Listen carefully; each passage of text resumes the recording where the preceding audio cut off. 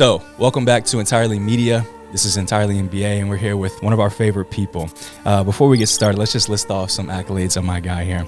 High school state champion, ACC Player of the Year, leading scorer that last year, drafted in 2013, and then went overseas to become an overseas phenom. I want to welcome Erick Green. How you doing, man? Thank you. How you doing, man? Thanks for having me, man.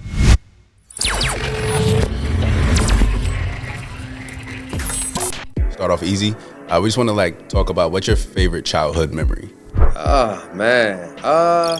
Probably when my father got the team, the Rising Stars, together. Just for the fact that we grew up together since we were like 7, 8 years old, and accomplished so much from winning a national championship to a high school state championship. So doing that from 8 to like 16, 17 years old, man, that was probably like my favorite childhood memory because we started so young together.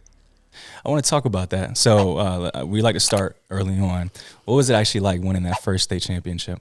Oh, man, it was crazy because, like from our city, man, no one's ever done it. So, being able to be the first ones to do it, man, it was a heck of an accomplishment. And then you get to do it with your brothers. Like I said, those guys I've been playing with since I was like 8 years old. So that was even made it better. Right. So that's a hell of a feeling. And then if I remember correctly, you went from obviously winning that state championship to heading over to Paul VI. Is that correct? Yeah, that's correct. Yep. They ended up retiring your jersey. If I'm not mistaken, you won another state championship over there too. Yep. So you just been winning, just been winning the whole time. So what is that feeling like after Paul VI? Did you see like NBA dreams? Did you see like going from there? Or was that just something that you just like, I'm just gonna keep playing, keep winning? Man, honestly, nah, I didn't even think NBA. I mean, of course, all of our dreams as kids is like NBA. So you work hard towards it. But I mean, it's just like a goal I had. I didn't really see it coming until probably like my senior year of college when I was like, oh, I got a chance. But from the most part, man, it was just honestly just working hard. Man, my mom and my dad, growing up, it was very competitive. Like we were always taught if you're going to do something, do it at your best and always try to be, win. So, that was installed in us really early. So not only was dad big on that, but mom was too? Yeah, mom was huge. Mom played college basketball. Mom was a shooter. Mom was really good as well. So, she was hard on us a lot, man. Okay, so high school championship, Paul VI. What went into that process of actually joining Virginia Tech? Man, my dream was to play in the ACC. My first offer, honestly, I was going to go to either George Mason with Coach Larry Nega, who is at Miami now. But, Virginia Tech came, and I was like, man, I get to play. My favorite team growing up was Duke. So I was like, I'm not getting looked at by Duke. So the closest I'll probably get is Virginia Tech. Playing in the ACC, Duke, Carolina, they say it's the best basketball in the country. So I was like, man, I want the challenge, and, I took it on. Gotcha. Okay. Not only did you take it on, I know so what I want to talk about is the emotional aspect of that first year. Because I read, I know it was a little rough. It was 2.6 points, lower shooting percentages. I know what that feels like, right? To not perform the way you want to perform. You were quoted though saying that first year turned you into a gym rat. So what was the emotional feeling like? Experiencing the lower percentages and the lesser performance, and then diving deep into that hard work to obviously get to that fourth year where, goddamn, you were doing everything you could. What was that like? Man, I mean, it was, when you coming from high school, from my city, like you're the man. Everybody, praises you. Everybody's saying how good you are. And then you get a really nice, humble experience, when you go to college and you realize like, yo, you at the best of the best. There's guys here that are like the best where they were at too. And they're older, they're more, physically ready. I came into college at like 155. So I was like a skinny mini, man. I was always talented. Like I worked hard, but I didn't really know what hard work was. And I tell kids that all the time. Like you think you're working hard, but you have no idea what like working hard really is to make it to that next level. And, my first year, man, I'm not going to lie to you. I didn't work hard. Like I was going through the motions. I was happy to be there. I really wasn't playing a lot. So I was like, kind of felt like I was, once you're in the middle of the season, you're kind of like stuck. Like either I can continue to work hard, or I'm just going to stay stuck where I'm at and just get through this season. And I stayed stuck where I was at and just got through the season. And, when you had guys like Malcolm Delaney, Dorenzo Hudson, Jeff Allen, guys who are vets and that were in the gym all the time and watching them, I'm like, man, like Malcolm's All-American. I want to be like him one day. So getting to experience that was, that motivated me. And I wanted to be the best of the best. And I got complacent my freshman year. I remember getting like fan mail and stuff. People were like, "We wasted a scholarship on this kid." You know, you read these little things people send to you Oh and damn. stuff. Yeah, Damn. so it kind of like it hurt me, man. Like, you know, we had feelings too. As Yeah. hoopers, a young kid, I was like, man, I don't know if I'm gonna be good enough for this. But you know, I come from a family where we don't run. You know, you buckle down and you work harder and you grind and you know and you make the most out of what you know what you do where you're at, and that's what I did, man. Like just saying, like that was your first time running into adversity Hmm. when it came to like your basketball career. Like, was that something that was that a self motivating thing? Like what you said, just watching other people like grind, getting what they get, like getting the accolades they had, and then you was just like, look, I gotta get in the gym. Like I can't be just a regular dude. Yeah, no, for sure. You know what really motivated me is when you hear another point guard's coming in the following year. So we had another guy coming in. Oh damn. Yeah, so it was like, all right, they signed another point guard. I'm like, oh wow, like either they don't like me or I gotta, you know, pick this shit up. And you know, it was a choice, or you can run. You know what I mean? Like you can transfer and not have to compete and work harder. Hmm. But you know, I took the challenge on, man. Like I honestly, I got my butt in the gym. I put on weight, locked in, and man, it all worked out. It definitely did. Shit, I'd say. So for people that don't know, as we talked about that freshman year, it was what it was. But when we say this man really got in the gym and did work, he did that. By his senior year, dude not only won ACC Player of the Year, but was a leading scorer in the whole national elite level at 25 points. And so when we start looking at some of those names that are also on that list, Eric Green's number one. Passing guys that we are well known, such as C.J. McCollum, Doug McDermott, Caldwell Pope was even in that class that year. So it's insane to say. It's just fucking insane. Yeah. So what I want to know then, obviously coming off of that, what was that feeling like, knowing or maybe not even knowing what your next steps would be after your senior year? What kind of emotions did you have there? It was a roller coaster because I mean, honestly, man, college is the best time of your life. Like, you know what I mean? So, and it's like coming to a point where, you know, back then we didn't really know too much about overseas basketball because we didn't. I mean, Instagram was just starting to pop off, but it really wasn't covering it is like it is now. So, you know, in my head, I really was like, okay, I hear about Yeah. overseas, but you don't really know about it. You know what I mean? Are they do these guys even make money? Like, you don't know nothing. So I was just like, oh man. So you know, just the whole NBA. Once Yeah. I started my senior year, and people were like, Yeah. "Yo, man, you got a chance to get drafted." I came back from the CP3 camp they do in the summer of the top point guards, and I performed there really well. I come back on Yeah. campus, and I'll never forget. Like someone sent me something on Facebook. It was like a draft board, and I was like 50 something, and I was like, "Oh my gosh!" Like you know, like damn, I'm on a draft board. So that just added to my confidence even more, and I just took off from there. Hmm.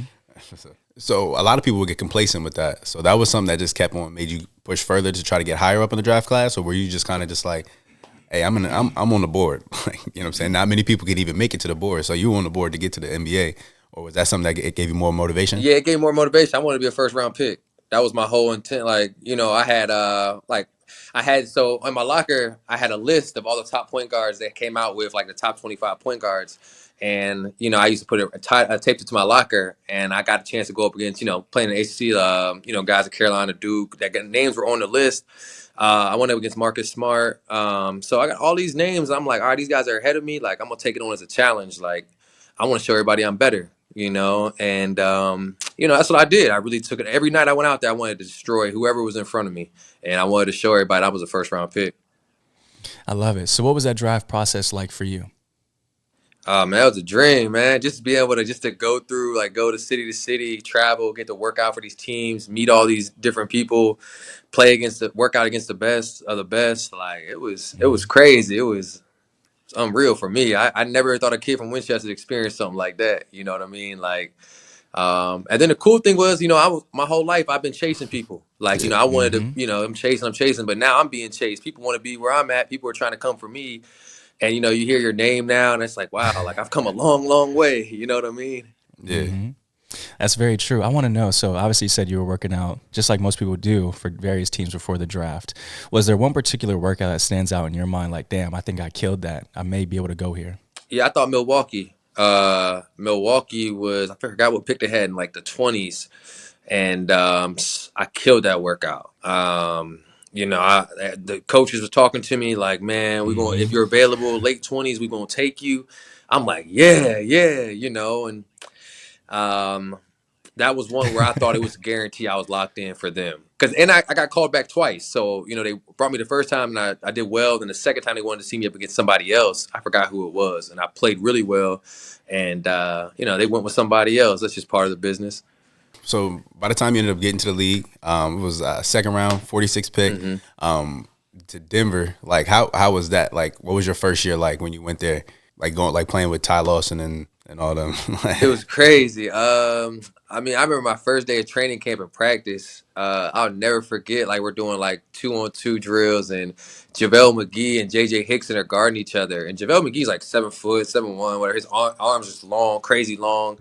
JJ Hickson took one dribble and just dunked right over top of him, and I'm just looking like, wow, I'm in a whole new ball game. Like, your bigs is just as fast as your guards. You know what I mean? Like, it's just the NBA is just a whole different animal. You're like, you better really come to play every day. So that was really like my first eye-opening moment. Was like, wow, I'm here. Like, I'm really here. So that was cool, but it was an awesome experience, man. I'm glad you said that, because that's actually what I was going to ask too. What was kind of that welcome? A lot of people have it, whether it's on the court or in a practice or various other experiences. So I'm glad to hear that was yours. That's dope. So obviously the first year went the way it went. I love to see you out there. I mean, you competed against some good guards. One picture that I saw that I really liked was you taking a beautiful mid-range jumper. Trey Burke had his hand up. I was like, damn, that's one moment you can always say, like, that's fly. What actually came down to your decision to start pursuing basketball overseas? The second year coming in with, getting released from Denver, and then, did the G League, got picked up by Utah, and did that whole thing. And then going into that summer, my agent was like, hey man, you got a great opportunity overseas. It's a lot of money, tax free. And it's good, playing at the highest level in Europe can get you back into the NBA. So I was like, let me think about it. I didn't want to keep going to the G League. And the offer was crazy. So, it was 7 figures. So I was like, man, at this age, I'm 20-something years old, about to make 7 figures tax free. Like, this is going to be crazy. So, and an opportunity to play the best of the best. And I was like, man, I can't beat it. So, I took it on. And that was a whole nother challenge as well in my life. Is the NBA and the EuroLeague, is it that much different? Like, when it comes to the talent? Because, like you said, people in the NBA, your centers are just as fast as your guards. Everybody's stupid athletic, all this stuff. Like, was it still that same change going over to the EuroLeague? Like, going overseas? Yes and no. Because there's a lot of guys over here at the EuroLeague, man, that could play in the NBA, but they get paid more here than they do there because of the tax. But it's smarter. You got to be really smart. This is basketball over here. Like, it's not really too much athleticism. You got to really know how to play basketball, shoot the three, play as a team. Like, there might be one game you play 25 minutes, one game you might play 15 minutes. So it's just like up and down. Like, you got to learn how to manage that type of stuff too. So it was definitely a challenge from the NBA to EuroLeague. It is 2 completely different games. But you've had tremendous success over there. Italian Super Cup, Spanish Super Cup MVP, Spanish Super Cup winner. That was in 2017. Turkish Cup winner.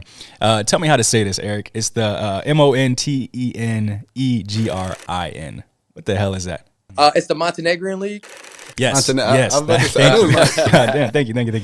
But anyway, so tremendous success there.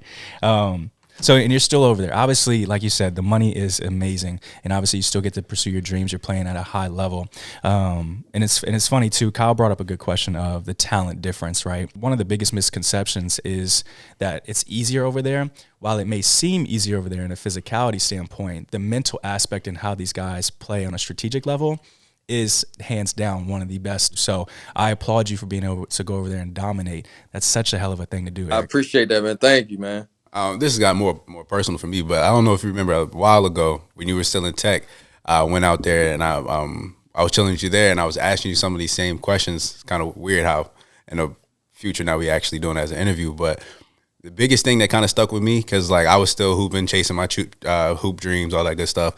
The biggest thing you stuck with me is the fact that you were like, I'm not the most athletic, I'm not the strongest, I'm not the biggest, but I'm smarter than everybody on the court.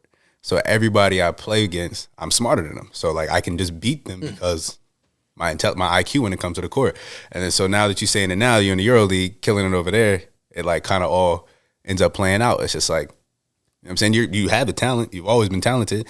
And you said that you don't have, like, we were talking about that earlier, like, what, you 6'4", Like, you know what I'm saying? Like, you're not like in the NBA or in the NBA, that's like short. Right. Yeah. You're Right. short to everybody else, but you're still performing at a high level. So like, I really respect that, and it's just stuck with me ever since. So I was tough. I appreciate that, bro. Thanks, man.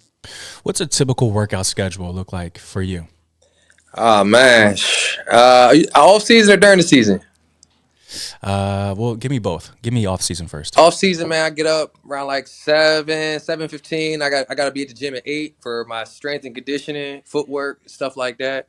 Then after that, I grab some breakfast, Yeah. something to eat, and then I go work out my shooting coach skills work. We do skills. We do that for about an hour, and then sometimes, maybe twice a week we play pickup right after we get done with that.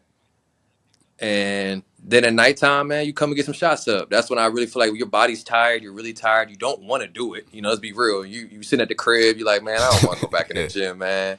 But you got to do it, man. If you're trying to continue to be successful, play at a high level, you got to get that work in. And that's a day for me, man. Every day in the off season, that's my day. During season is just a lot of just team practices, Yeah. team bonding, like Yeah. getting that chemistry up. Yeah, for like today, man, we had weights at 11, then practice at 12, and then I stay after every day of practice 30 minutes, like 30 minutes, man, just getting shots up, working on, not even doing too much running, nothing like that, just doing, a few steps, continue my repetitions, continue just to stay on my flow, man, and that's it, man. That's really it. And then just go get the treatment. I take care of my body every day. I'm learning that. Take care of your body, man. That's important. That longevity is Man, needed. I'm trying to play for another 5-6 years. I'm trying to, I want to. It's hard to get up in the morning sometimes. It's hard. I believe it. Say Brian making it hard for everybody. Yeah, you're right about that. Tell me, so being overseas, is there a moment that you remember of one of the toughest guards you had to go against? Yeah, man. I remember. So I was playing against Luka, and I remember coming home, and I'm like, "Yo, y'all, like there's this dude over there named Luka Doncic. Yo, he is like that." And Americans, they kind of like, "Yeah, right, man. There ain't no European that's good." Yeah, right. I'm like, man, yo, listen, he's killing grown men at 17. Like, this kid is nice. Like, and honestly, I don't really walk away from games like, oh, yeah, like he's really, really tough. Like, but when I left that game, I was like, yo, who is this kid? You know what I mean? Like, I was like, yo, like No just his doubt. Yeah. for being 17, his IQ, his physical, he was strong, like he could shoot, he's cocky. I'm like, yo, who the hell? Like, where this kid come from?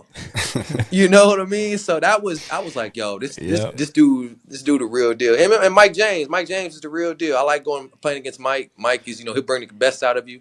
He can get to it, man. He really gets to it. I love it. What about just in the NBA? Who was the toughest person you guarded? Man, I mean, Kyrie, I got a chance to guard Kyrie. I got a chance to guard Steph. I mean, everybody's tough, man. But I mean, I got to practice against Ty Lawson. At that time, Ty Lawson was one of the best guards in the league. Yeah. He was definitely. you could not stay in front of him, man. Every day in practice, he was busting my ass. You know what I mean? Like you just can't stay in front of the guy. Like he in all the space, you can't help in the NBA. So it's just 1-on-1.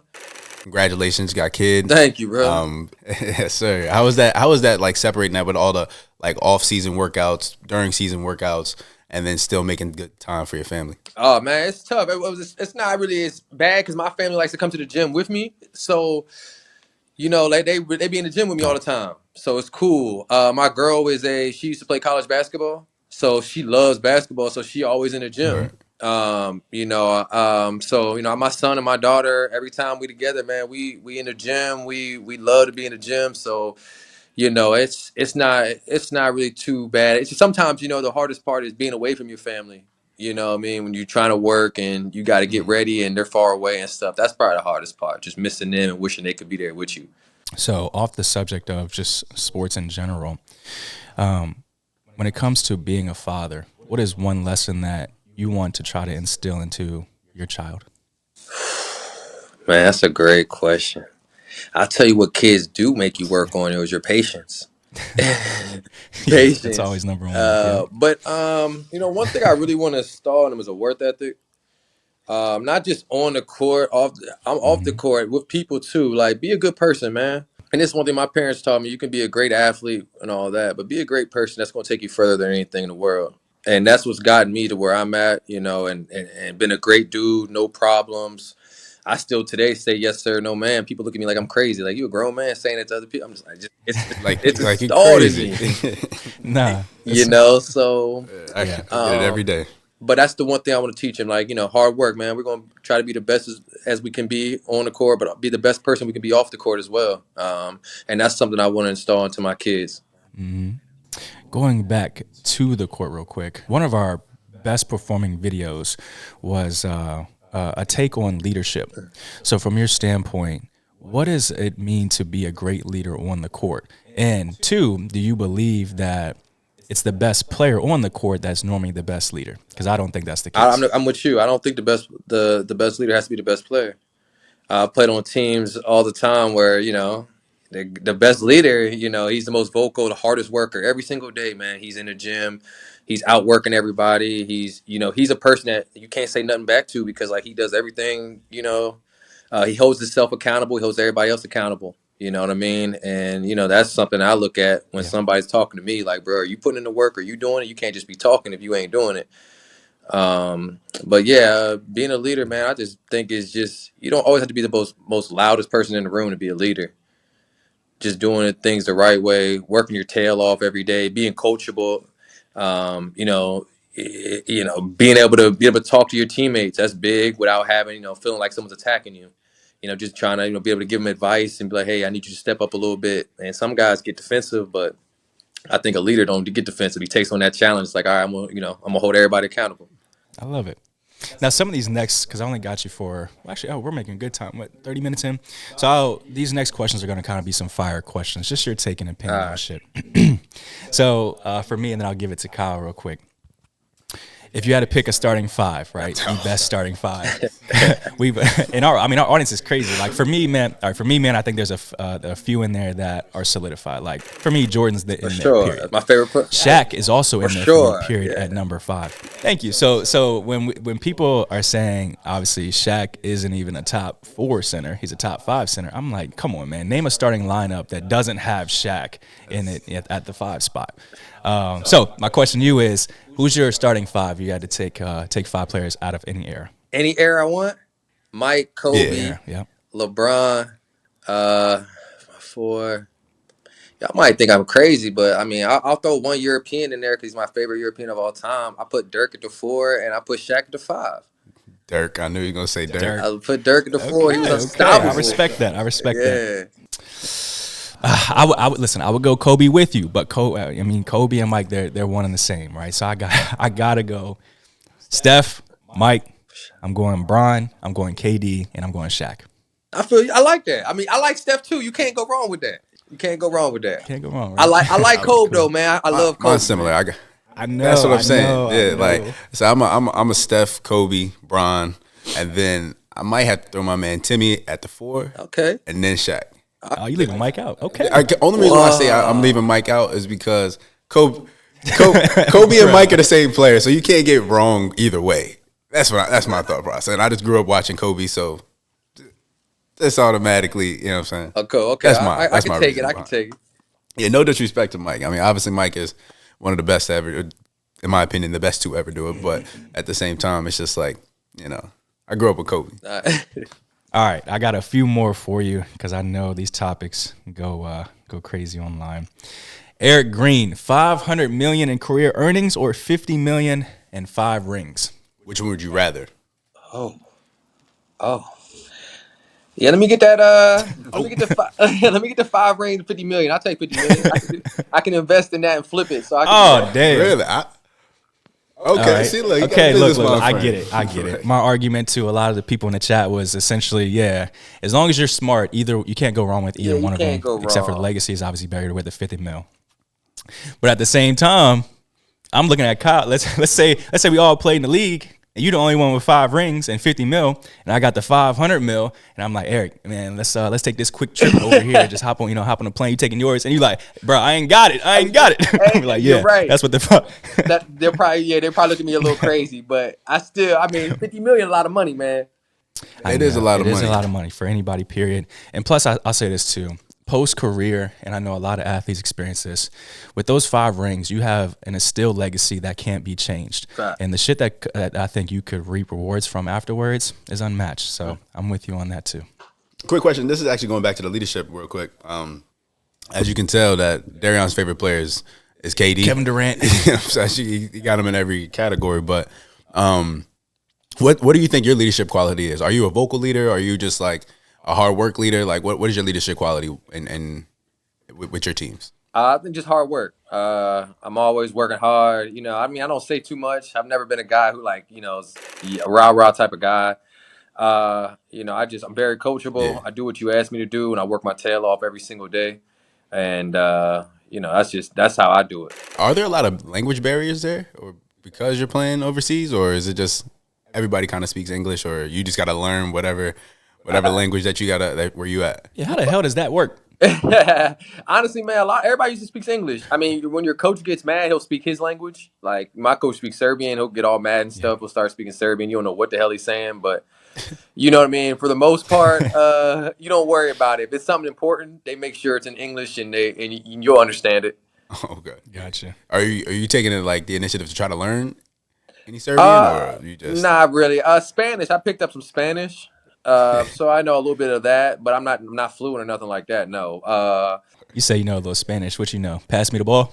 Yeah, I know passing the ball, I know to shoot. Hola, the simple basic stuff to get you by every day. Yeah, yo. yeah, that's Right. Good. And so obviously we will have people around here that are going to be watching this and know you, and some idolize you, of course.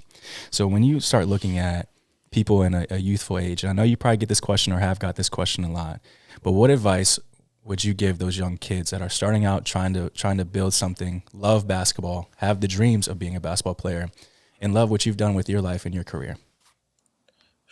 Man, I used to tell all the kids, man, really work hard, because you're not competing. People fail to realize you're not just competing against like the guys in America. Basketball has expanded so much. You're competing against guys in other countries, Greece, Spain, Turkey, China, NBA Africa now. Like, it's coming from every angle, and Europeans are starting to make a force in the league. So it's like you really, really got to work extra hard to be able to enter that and make that goal come true. And even if you don't make the NBA, man, I tell people all the time, there's another way of making a living going across that water. Being able to still do what you love, make good money, meet amazing people, get to see the world, like, and it opens up your eyes to so much that you probably have never, Kyle, we come from Winchester, man. I mean, I don't, coming to be able to see Greece and Spain and places like that, it was like, wow, bro, like I get to see something crazy. So just like, just to work hard and, like I said, there's different avenues. Don't just think it's the NBA or nothing. Of course, try to get to the best of the best, but if not, you can still make a living and enjoy life overseas. I mean, you got the best of both worlds. I mean, you got to see both. Yeah, I did. You're right. There. Like, with that being said, you chilling, and because I think a lot of people like when you went there, the credibility when it came to overseas, wherever that may be, I don't think it had that that credibility there yet. So I think everybody now has that respect for it. Right. I think a lot of people looked at overseas as if like you're not good enough to play in the NBA. It's like that's exactly right. Far from true. like it's just there was just the opportunity for you there. But with that being said, do you think, if you had the opportunity, would you come back to the NBA? I think the NBA is going in the direction of the youth, like the young guys. They want the young guys and stuff like that. I would love to come back, playing for my friends and family and be at home. But I mean, I got, I'm really well respected out here. I got a great name. They treat me really well. I enjoy living overseas. It's, I've gotten so used to it. I enjoy it. I'm happy where I'm at. I would love to go back, but I can't complain. I'm blessed to be able to do what I love and continue to still play at a high level over here. Exactly. All right, man. So we're about 45 minutes in. I've enjoyed this probably more than you can even know, Eric. And so part of the reason that Kyle and I had even talked about bringing you on here is because we've established a really good platform. And I think that stories like yours, especially yours, where, like Kyle said earlier on, undersized, but continue to compete and work hard. Adversity in that first year at VT, overcame that ACC scoring that like the shit is crazy. And then to be able to come from a town as small, I mean, it's bigger now, small as ours is, and see your name on an NBA draft board, go through that first year, see what that's like, make a name for yourself on the overseas platform. Like you said, you're well respected. That we know and that we can see, and still carry on a legacy that's bigger than the green name. I love it, and I think that's a story that needs to be shared. So, man, I don't know how much it means, but when we talked about this, one of the things we kept saying was how proud we were. At the end of the day, I want to wrap this up and say thank you. But do you have any last words that you would like to say to our audience? Man, thank y'all for having me, man. I loved it. I actually brought back a lot of memories, and I'm glad I got a chance to share my experience. With everybody who gets to see this and watch this and listen to it. I just, for the young kids, man, I will hope all your dreams can come true, man. If you work hard, you know what I mean. You stay in the gym, focus, lock in, man. Anything is possible, and if you really want something, man, you can go get it. It's definitely reachable, from small towns to big towns. It don't matter where you're from, man. Anything can happen. To me, he's my brother. He's my friend. He's my teammate. He's been through the constant grind just like me. He was underrated just like me.